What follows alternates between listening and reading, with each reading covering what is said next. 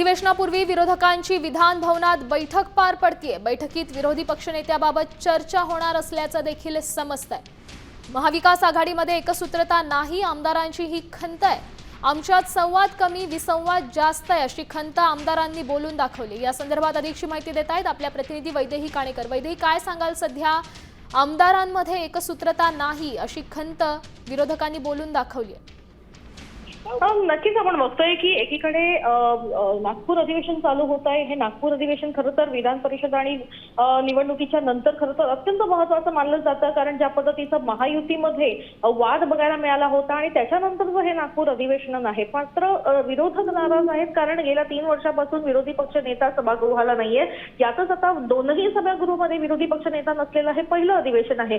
त्याच्यामुळे विरोधी पक्ष नेता निवडीबाबत सरकार अनुकूल नाहीये असाही त्यांचा एक वेगळा राग असलेला बघायला मिळत आहे।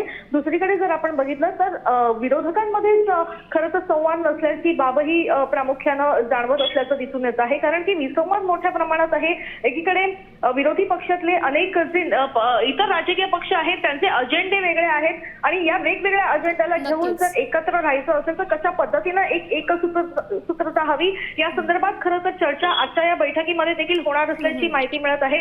सोबतच शेतकऱ्यांचा मुद्दा जो आहे तो एक समान धागा आहे, जेणेकरून विरोधक हे सत्ताधाऱ्यांवर आक्रमक होऊ शकतील, कारण की नुकत्याच संसदेमध्ये केंद्रीय मंत्र्यांनी एक जी बाब समोर आणली त्याच्यामध्ये हा उल्लेख करण्यात आला होता की या सविस्तर माहितीसाठी आपण पाहू शकतोय सध्या राजकीय वातावरण तापलेलं आहे। अधिवेशनाची सुरुवात उद्यापासून होणार आहे आणि विरोधक अनेक मुद्द्यांवरून सरकारला घेरण्याच्या तयारीत आहेत।